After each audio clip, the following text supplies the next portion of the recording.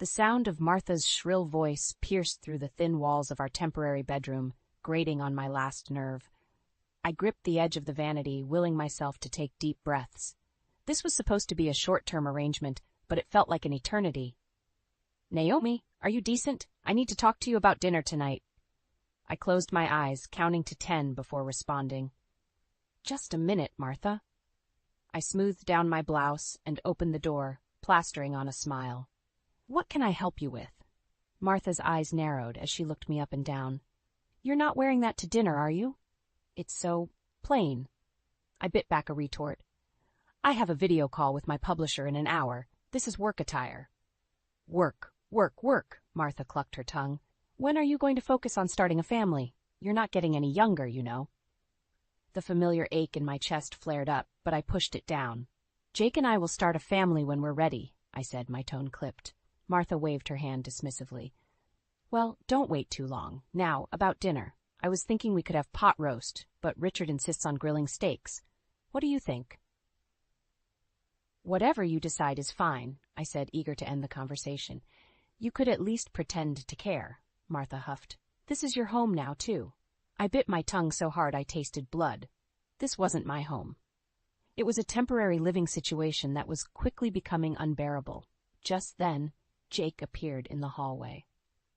"Everything okay here?" he asked, his eyes darting between Martha and me. "Oh, Jake," Martha's face lit up. "Tell your wife she needs to be more involved in family decisions.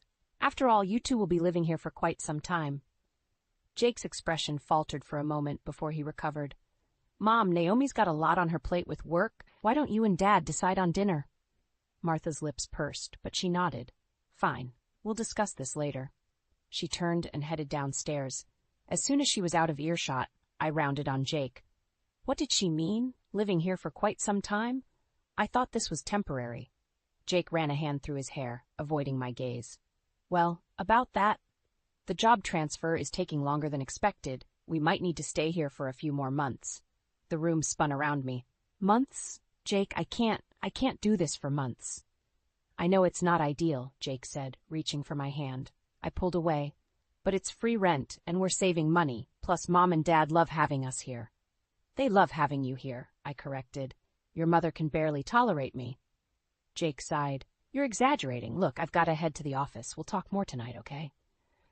Before I could protest, he was gone, leaving me alone with the weight of his words. Months. How was I supposed to survive months of Martha's constant judgment and Richard's belittling comments? I retreated to our room, closing the door and leaning against it. The secret I'd been carrying for years felt heavier than ever. If they knew the truth, that I couldn't have children, would it make things better or worse? My phone buzzed with a reminder about the video call. I took a deep breath, pushing my personal turmoil aside. I had work to do, a career I'd fought hard for. I wouldn't let Martha or this situation derail that. As I set up my laptop, I heard Richard's booming voice from downstairs. "Jake gone already? That boy needs to learn to relax. And that wife of his? When is she going to start contributing to this household?" I clenched my fists, anger bubbling up inside me. This wasn't the life I'd envisioned when Jake and I got married. Something had to change, and soon. But for now, I had to focus on work. It was the only thing keeping me sane in this house of judgment and secrets. Little did I know, the real storm was yet to come. The next morning, I woke to the sound of Martha rummaging through my closet. I bolted upright, heart racing. "What are you doing?" Martha turned, holding up one of my blouses with disdain. "Just seeing if you have anything suitable for the charity luncheon this afternoon." "Really, Naomi, don't you own anything with color?" I snatched the blouse from her hands. "I wasn't aware of any luncheon, and I'd appreciate it if you'd respect my privacy." Martha's eyes narrowed. "Privacy? You're living in our house, dear. And as for the luncheon, I told Jake to inform you. It's important for our family's image." I bit back a retort. Of course, Jake hadn't mentioned it. He'd been increasingly distant lately, always at work or out with colleagues. "I'm sorry, Martha, but I have a deadline today. I can't attend." Her face clouded with disappointment and anger. "You never make an effort, do you? No wonder Jake's been so stressed lately." Before I could respond, she stormed out, leaving me seething. I grabbed my laptop and headed downstairs, desperate for some coffee and solitude. But Richard was already in the kitchen, eyeing me over his newspaper. Late start today? Must be nice to have such a flexible schedule. I ignored him, focusing on making my coffee. As I reached for a mug, Richard cleared his throat. You know, Naomi, when Martha and I were your age, we already had Jake and were well established in our careers. Don't you think it's time you and Jake got serious about your future? The mug slipped from my hand, shattering on the floor.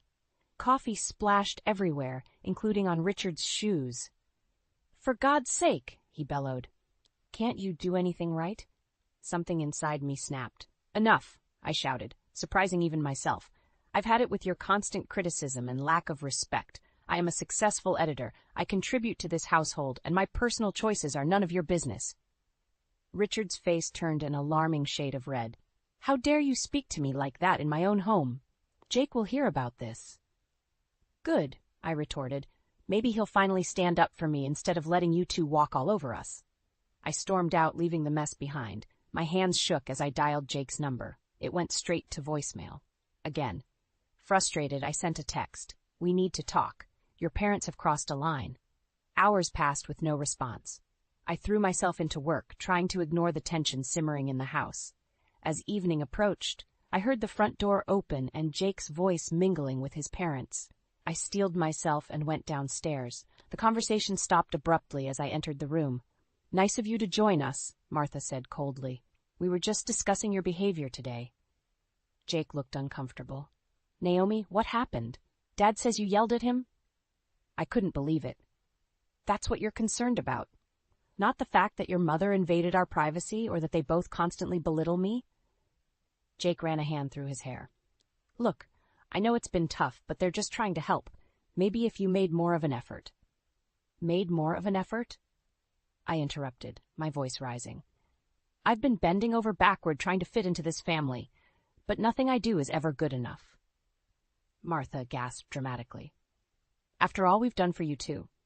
Jake, are you going to let her speak to us like this? I turned to Jake, silently pleading with him to take my side.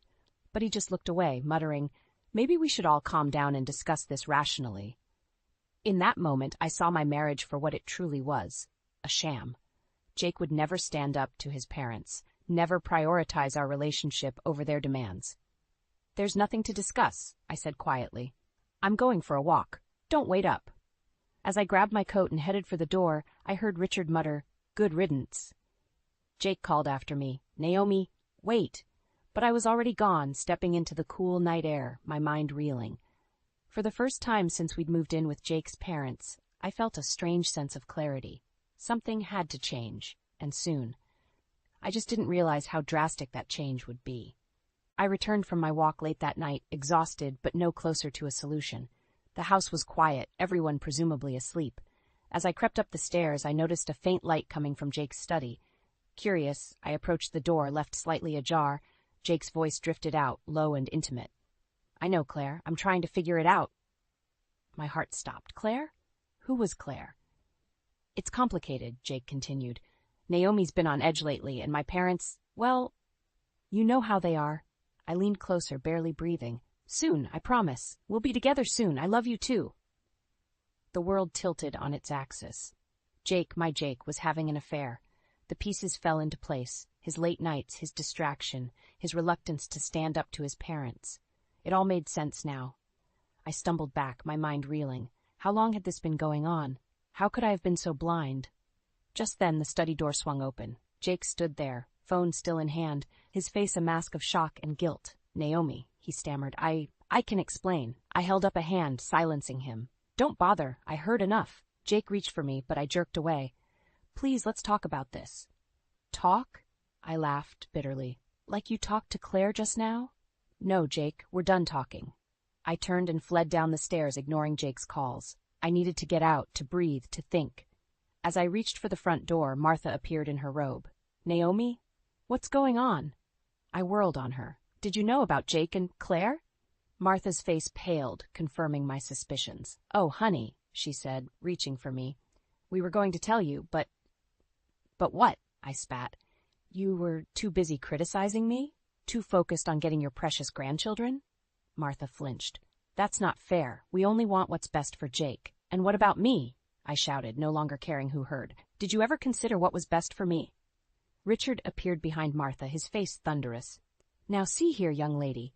But I was beyond caring. No, you see here, I've put up with your judgment, your criticism, your constant belittling, and all this time you've been covering for Jake's affair? Jake came down the stairs, his face ashen. Naomi, please, let's discuss this privately. I laughed, a harsh, broken sound. Privately? Like how you've been privately planning a life with Claire? No, Jake, we're done with secrets. I turned to Martha and Richard. You want to know why we don't have children? Because I can't have them. That's right, your precious son married a barren woman. How's that for your perfect family image? The silence that followed was deafening. Martha's hand flew to her mouth. Richard stood slack-jawed, and Jake looked like he'd been punched in the gut. Naomi, he whispered, why didn't you tell me? I met his gaze, my voice cold. Would it have mattered? Would it have stopped you from falling into Claire's arms? Jake had no answer. I nodded, a strange calm settling over me. That's what I thought. I turned to the door, pausing with my hand on the knob. I'll be back for my things tomorrow. Don't try to stop me. As I stepped out into the night for the second time, I heard Martha's wail and Richard's angry shouts. But I didn't look back. My world had shattered, but from the ruins I would build something new. Something that was truly mine. I pulled out my phone and dialed my best friend's number. Sarah, it's me. I need a place to stay, and I need a good divorce lawyer. As I walked away from the house that had never been my home, I felt a weight lift from my shoulders. The road ahead would be hard, but for the first time in years, I was free. I spent the night at Sarah's, tossing and turning as my mind raced. By morning, I was exhausted but resolute. I had to face Jake, to end this charade once and for all. Sarah squeezed my hand as I left. You've got this, Naomi. Remember, you deserve better. I nodded, steeling myself for the confrontation ahead. When I arrived at Jake's parents' house, Martha opened the door, her eyes red-rimmed. Naomi, please, she began, but I brushed past her. Jake was in the living room, looking as if he hadn't slept either. Naomi, he said, rising. I'm so glad you came back. We need to talk. Yes, we do, I replied coldly. But first, I want you to look me in the eye and tell me everything about Claire. Jake flinched but held my gaze. Claire and we've been seeing each other for 6 months. It started as a friendship, but you fell in love, I finished for him. The words tasted like ash in my mouth. He nodded miserably. I never meant to hurt you, Naomi. I felt trapped. The pressure from my parents, your focus on your career, I know it's no excuse, but you're right, I cut him off. It's no excuse. Do you have any idea what I've been going through? The constant criticism, the loneliness, the guilt about not being able to give you children. Jake's eyes widened. About that. Why didn't you tell me? I laughed bitterly. When, Jake? When you were too busy with work, or when you were sneaking around with Claire. Martha and Richard hovered in the doorway, their faces a mixture of shame and indignation. We had no idea, Martha said softly. If we'd known. You'd what? I snapped. Treat me with basic human decency? I shouldn't have had to earn that. Richard stepped forward, his face flushed. Now see here, young lady. No, you see here, I interrupted, my voice rising. I've put up with your judgment and your son's betrayal for far too long. I want a divorce, Jake. The room fell silent. Jake's face crumpled, but to my surprise, he nodded. If that's what you want, I won't fight you on it. His easy acquiescence was like a knife to my heart. After everything, he wouldn't even fight for our marriage.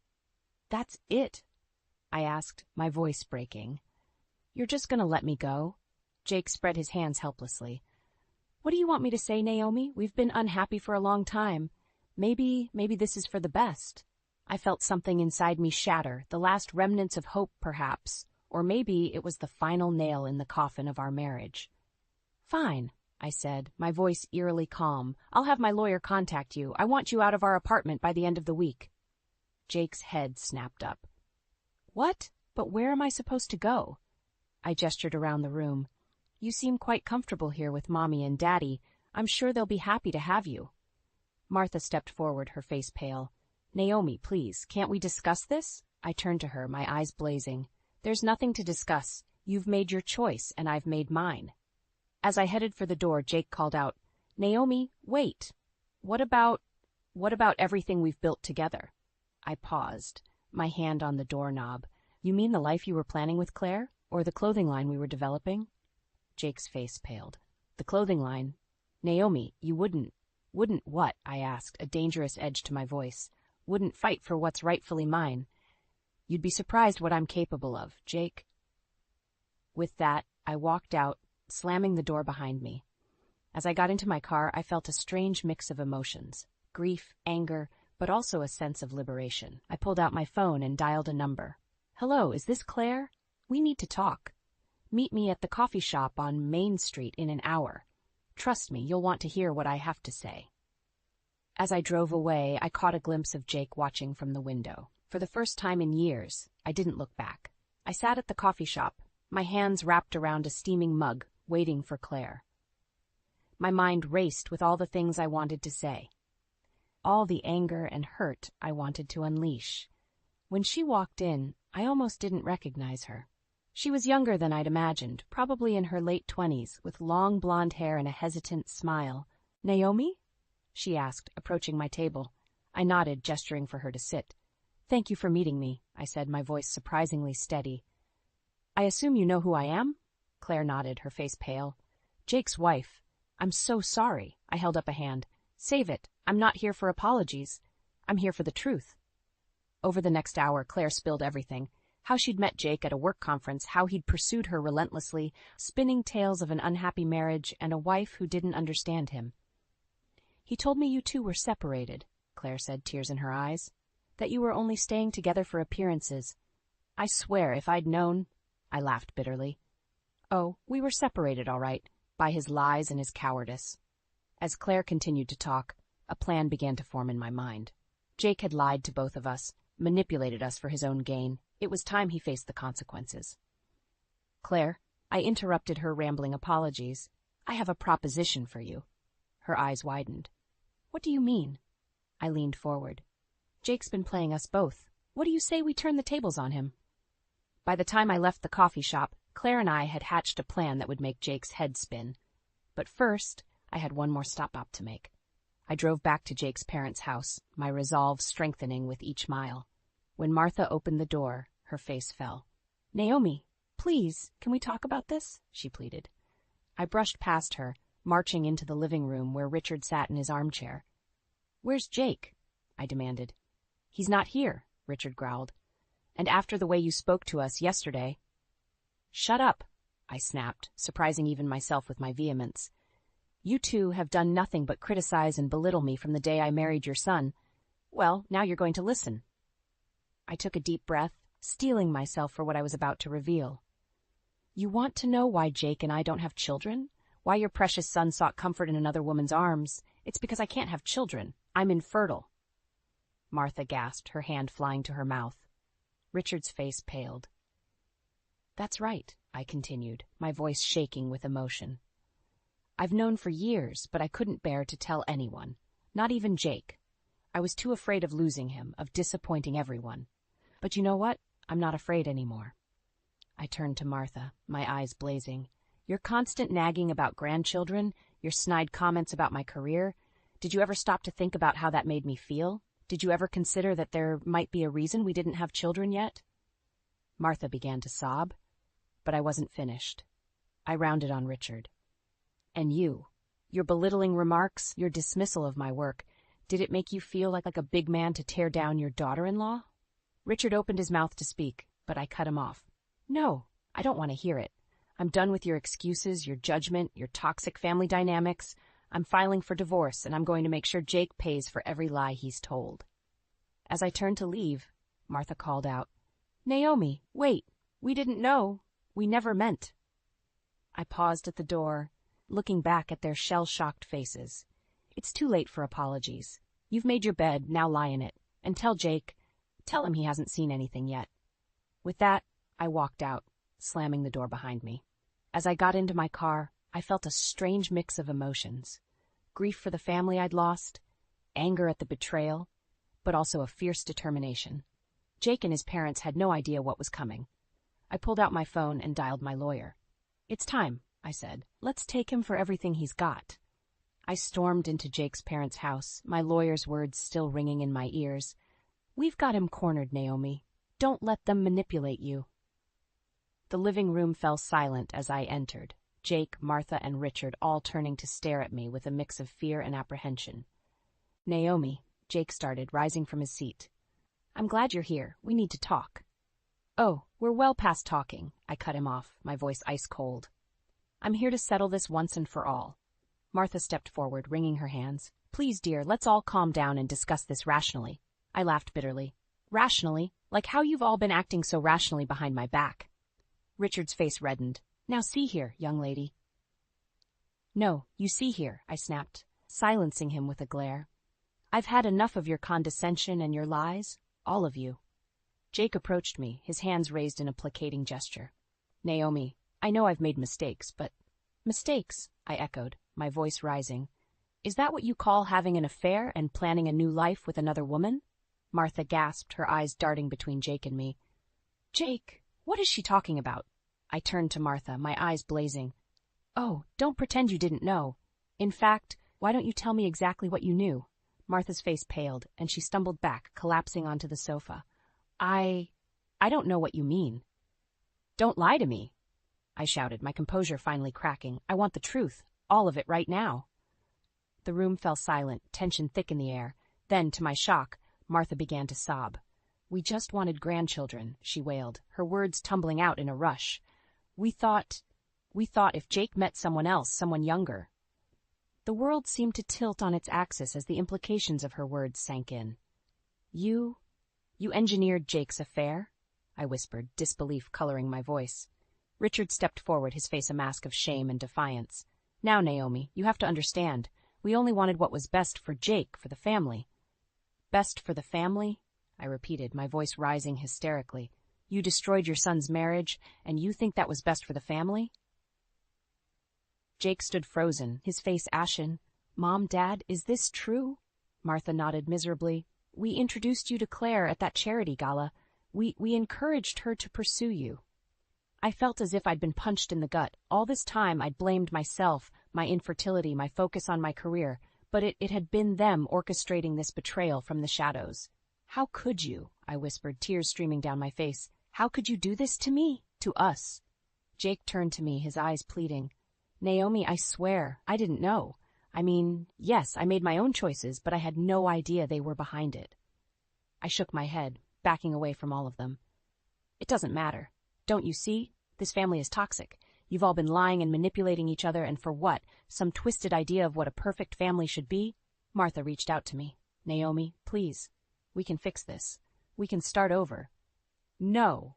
I cut her off, my voice firm despite my tears. There's no fixing this. You've broken something that can never be repaired. I turned to Jake, meeting his eyes one last time. I hope you and Claire are very happy together. You deserve each other. As I walked out of that house for the last time, I felt a strange mix of devastation and liberation. My world had been shattered, but from the ruins I would build something new, something honest, something mine. I pulled out my phone and dialed my lawyer. It's time, I said, my voice steady. Let's end this once and for all. Little did they know, I had one last card to play, and it would change everything. The next morning, I stood outside the courthouse, my heart pounding. Today was the day everything would change. My lawyer, Sarah, squeezed my arm reassuringly. You've got this, Naomi. Remember, we have all the evidence. I nodded, taking a deep breath as we entered the building. Jake, Martha, and Richard were already there, huddled together with their lawyer. Jake's eyes met mine, a mixture of guilt and defiance in his gaze. As we took our seats, the judge entered and the proceedings began. Jake's lawyer presented their case first, painting me as a career-obsessed wife who neglected her family duties. I gritted my teeth, forcing myself to remain calm. Then it was our turn.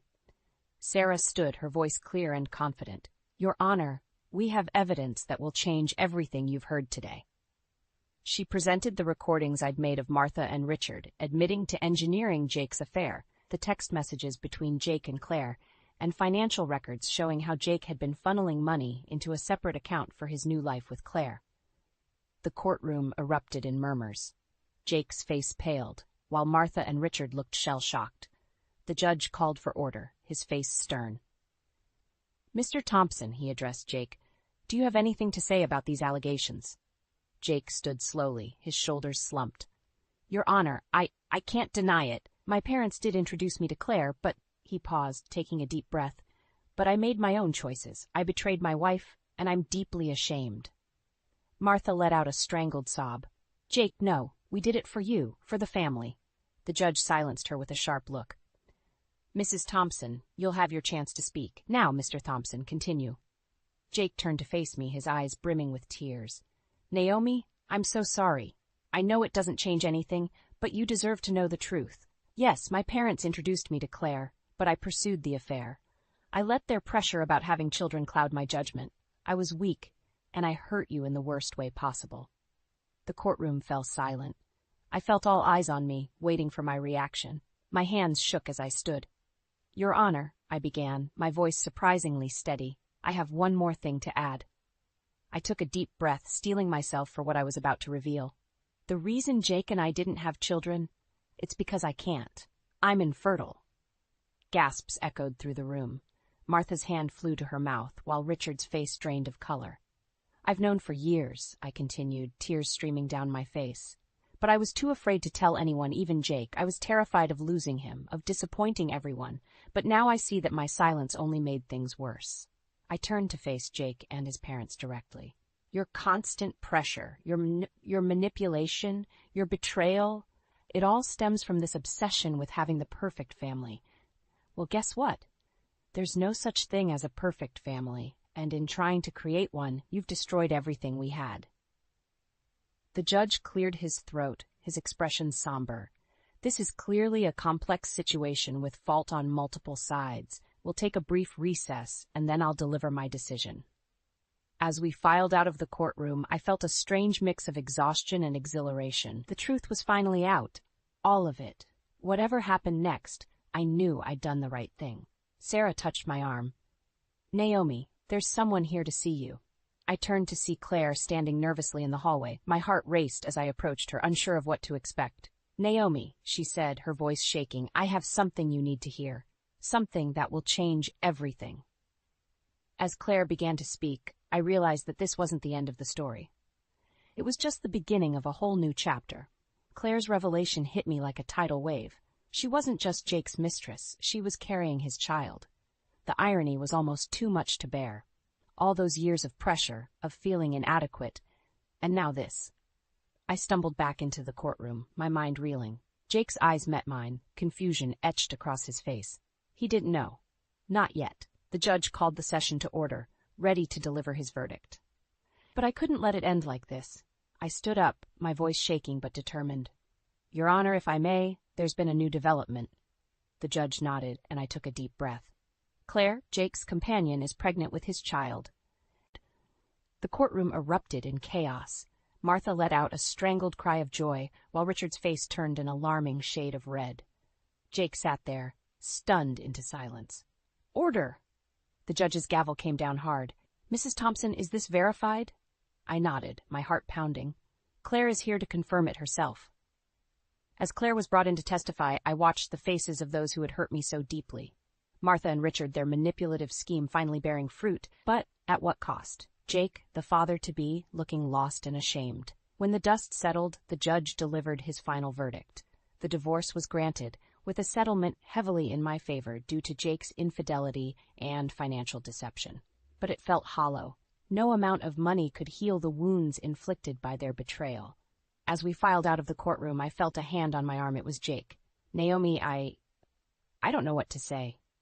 I looked at him, really looked at him, for the first time in months. "There's nothing left to say, Jake. You're going to be a father. Isn't that what you always wanted?" His face crumpled. "Not like this. Never like this." I shook my head, a sad smile on my face. "It's too late for regrets now. You've made your choices. Now you have to live with them." As I turned to leave, Martha approached, her eyes brimming with tears. "Naomi, dear, please. Can't we talk about this? We're still family." "No," I cut her off firmly. "We're not family. We never really were. You made sure of that." I walked away, leaving them all behind. Sarah, my lawyer and friend, fell into step beside me. "So, What now? She asked gently. I took a deep breath, feeling lighter than I had in years. Now I start over, on my terms. In the weeks that followed, I threw myself into rebuilding my life. I moved back into my old apartment, which I'd kept as a secret sanctuary all this time. I poured my energy into my work, finally free to pursue my career without guilt or judgment. The clothing line Jake and I had been developing? I bought out his share and rebranded it as a line for strong, independent women. It was a hit, far more successful than it ever would have been under Jake's influence. As for children, I decided to become a mentor to young girls interested in publishing. It wasn't the family I'd once dreamed of, but it filled my heart in ways I never expected. 1 year to the day after the divorce was finalized, I stood in my apartment looking out over the city. My phone buzzed with a text from Sarah, inviting me to dinner to celebrate my recent promotion. As I grabbed my coat, I caught sight of myself in the mirror. The woman staring back at me was stronger, wiser, and infinitely more content than the one who had lived in fear of disappointing others. I smiled at my reflection. "You did it, Naomi," I whispered. "You found your happy ending." As I stepped out into the crisp evening air, I felt a sense of peace wash over me. The road had been hard, the betrayals deep, but I had survived. More than that, I had thrived. My story wasn't over. It was just beginning, and this time I was the author of my own destiny. The room was suffocating, the air thick with unspoken truths and veiled accusations. I stood across from Marcus, my husband of 5 years, the man who once promised to be my rock, now the source of my deepest turmoil. "Marcus, we need to talk about your mother, Helena," I said, my voice steady despite the storm brewing inside me. He sighed, a dismissive sound that had become all too familiar. "Evelyn, can we not do this now? I've had a long day." "This can't wait," I insisted. "Every time we visit your parents, your mother corners me about why we haven't had kids yet. You know why, Marcus. You said you didn't want them, but to her, I'm always the one at fault." Marcus avoided my gaze, focusing on a spot just past my shoulder. "You know how she is, Evelyn. Just let it go." "Let it go?" My voice rose, a mixture of frustration and disbelief coloring my words. "I can't keep being the scapegoat for a decision we both made." He finally looked at me, his expression an unsettling blend of annoyance and detachment. "You're making a big deal out of nothing. She's just being a mother. You wouldn't understand." That stung. I wouldn't understand? Because I don't have children or because I don't work anymore? The memory of my old job as a marketing consultant flashed in my mind. I had left it at 32, plagued by health issues exacerbated by stress. Now 35, I was healthier, but trapped in a different kind of stress, one that Marcus seemed oblivious to. "Look, I don't want to argue," Marcus said, his tone dismissive. "Can't you just handle it? It's what you're good at." Handle it? Those words echoed in my mind. That's all I had been doing since we got married, handling things. His indifference, his mother's invasive comments, the weight of unspoken expectations. I realized then that the man I married, the one who used to appreciate my presence, who used to say he was lucky to have me, had changed. Or perhaps he had always been this way, and I was just now seeing it. The revelation was as painful as it was liberating. I was not the woman Marcus or Helena thought I was, a mere fixture in their perfectly constructed world. I was Evelyn, and it was time they both remembered that. "Fine, Marcus," I said calmly. "I'll handle it. But remember, every action has its consequences." As I walked away, leaving him in his uncomfortable silence, I felt a flicker of something powerful within me. It wasn't just anger or frustration. It was the beginning of a resolve to no longer be invisible in my own life. The incessant ticking of the living room clock was the only sound, breaking the uncomfortable silence. Helena, my mother-in-law, sat across from me, her eyes scrutinizing, as if she were trying to unravel a mystery that she couldn't quite grasp. "So, Evelyn," she began, her voice laced with a deceptive sweetness, "it's been quite a while since you and Marcus got married. Don't you think it's time you gave me a grandchild?" The question, repetitive and invasive, hit me like a physical blow. It wasn't the first time she had broached the subject, and each time she made sure Marcus was conveniently absent. I took a deep breath, trying to maintain composure. "Helena, as we've discussed before, this is a private matter between Marcus and me." "Oh, but you're the woman in this relationship," she countered sharply. It's your duty to bear children. Or is there something wrong with you? You know, in the old days, women who couldn't have children were considered, well, let's just say, less of a wife. Her words stung, a deliberate jab to my self-worth. I felt a surge of anger, but I held it back. Responding in kind would only give her the satisfaction of knowing she had gotten under my skin. There's nothing wrong with me, Helena, I replied evenly. It's a decision we've made together. Marcus agrees. Marcus? She scoffed. He's just being considerate of your shortcomings. A real woman wouldn't deny her husband a family. I was taken aback by her blatant rudeness. It was one thing to insinuate, but to openly call into question my womanhood was a new low, even for Helena. Is that what you truly think of me, Helena?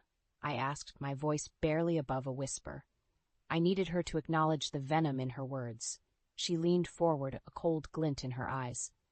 I think a woman's role is clear, and you, my dear, are failing in yours.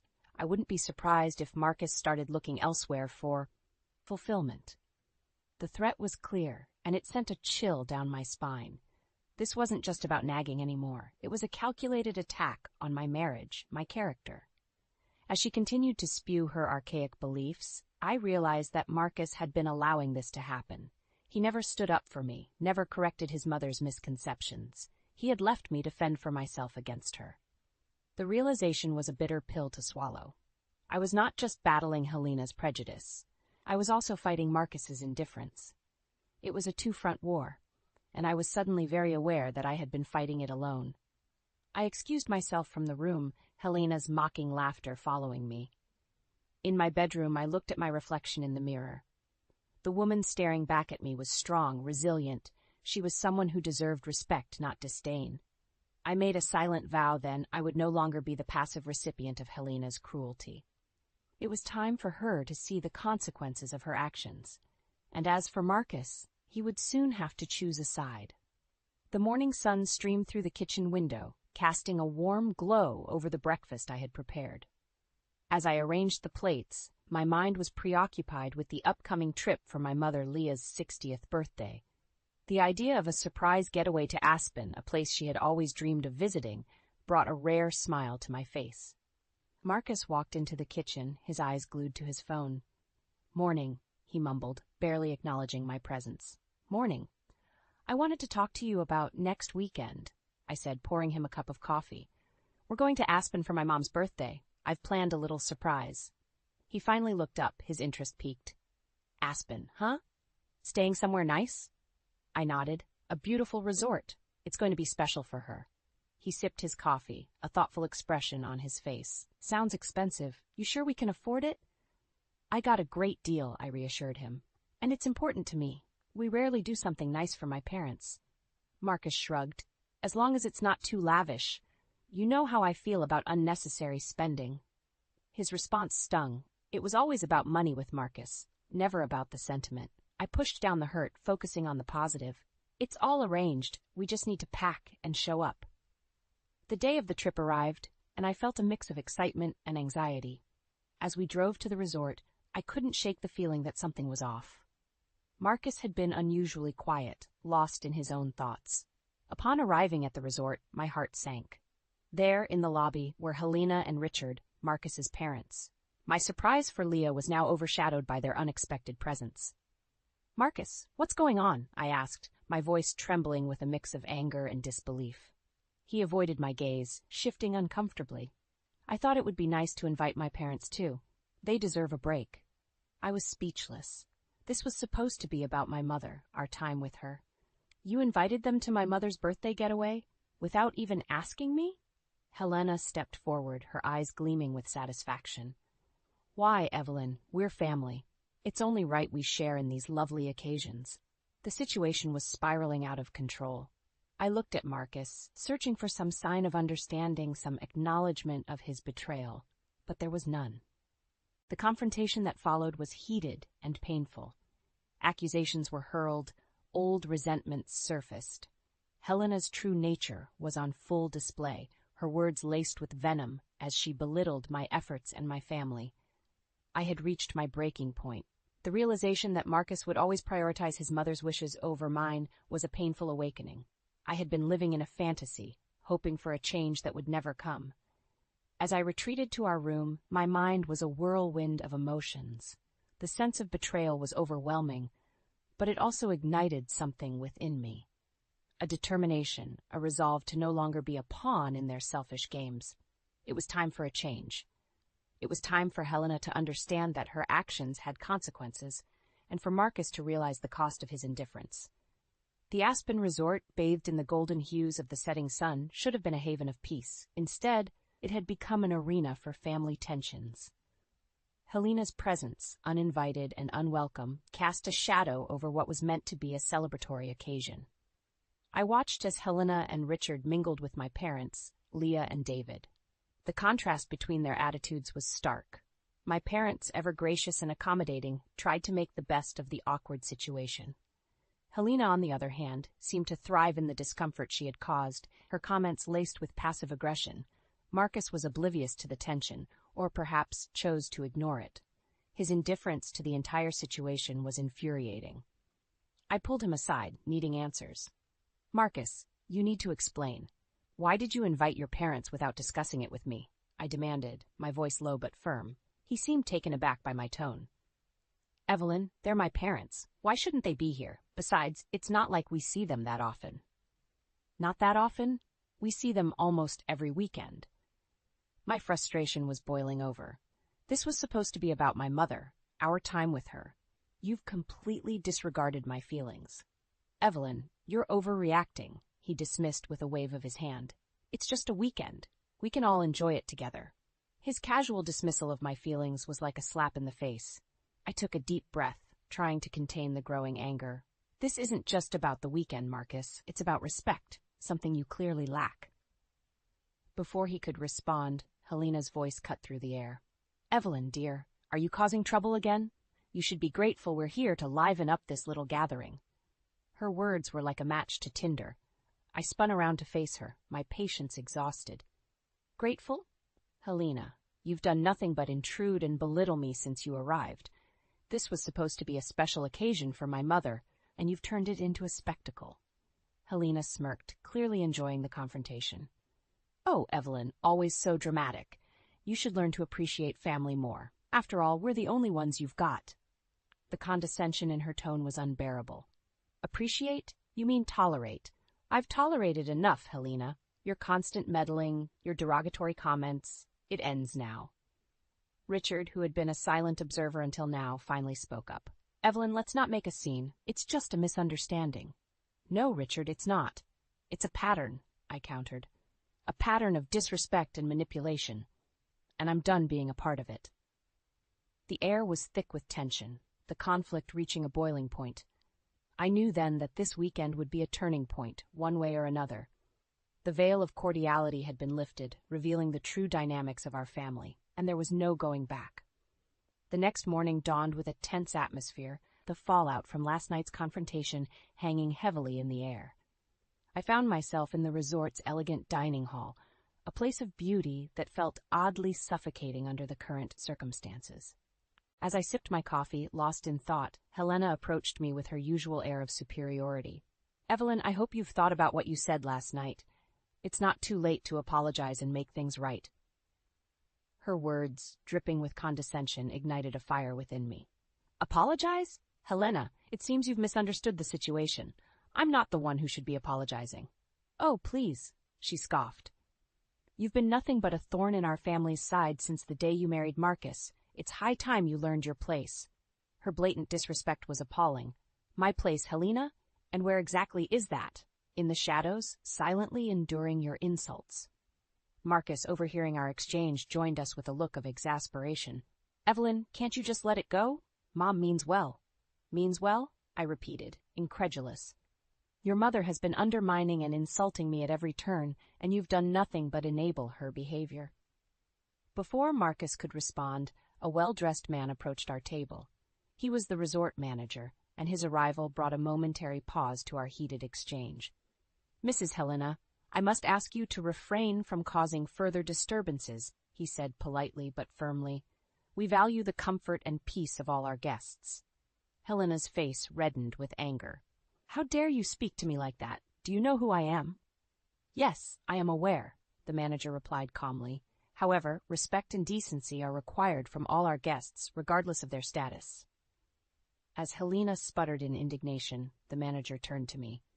Mrs. Evelyn, if there's anything we can do to make your stay more comfortable, please let us know. I was about to thank him when Helena burst out. This is absurd. We're being treated like commoners because of her. It was then that the true twist of fate unfolded. The manager, looking directly at Helena, spoke in a tone that commanded the room.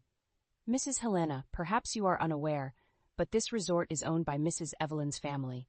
We have been instructed to treat all our guests with equal respect, including you. The revelation hit everyone like a tidal wave.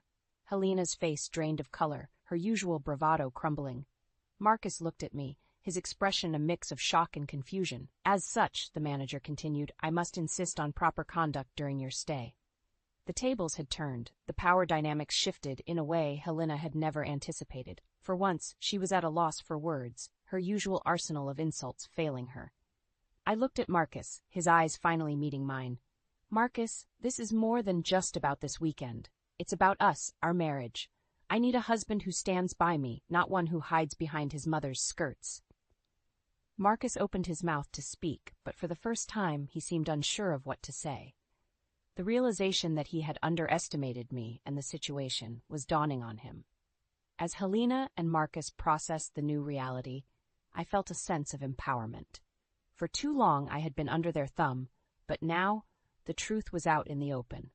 It was a moment of reckoning, and I was ready to face it head-on.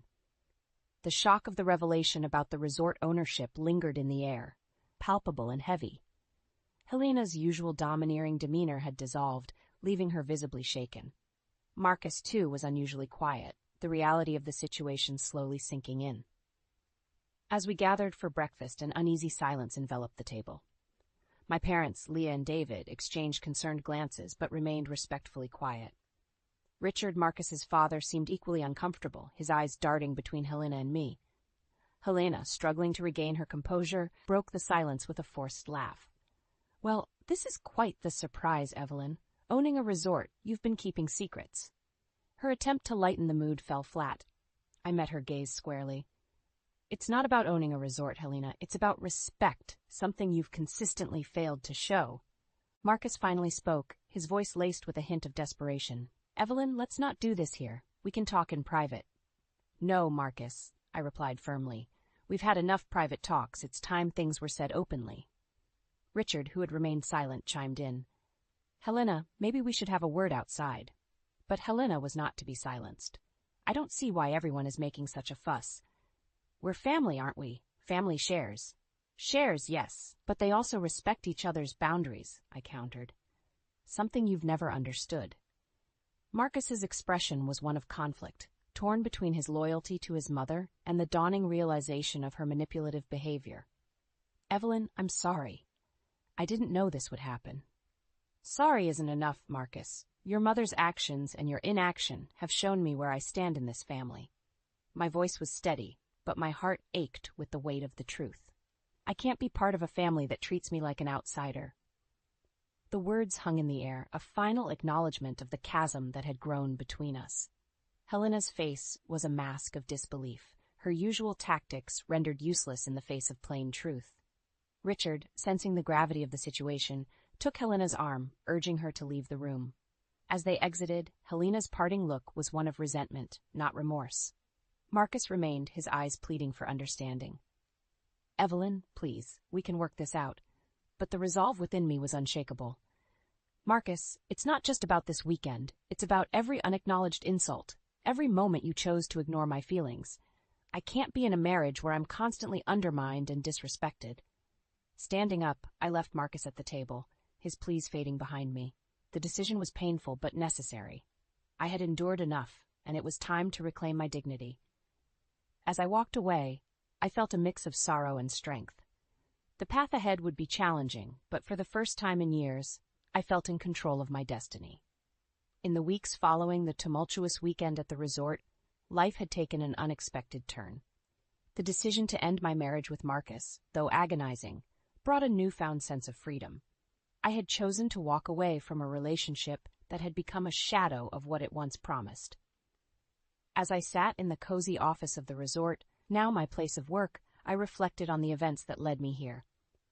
The resort, a family legacy, had offered me a sanctuary and a new beginning. Working here wasn't just a job, it was a reclamation of my identity, away from the shadows of Helena and Marcus's influence.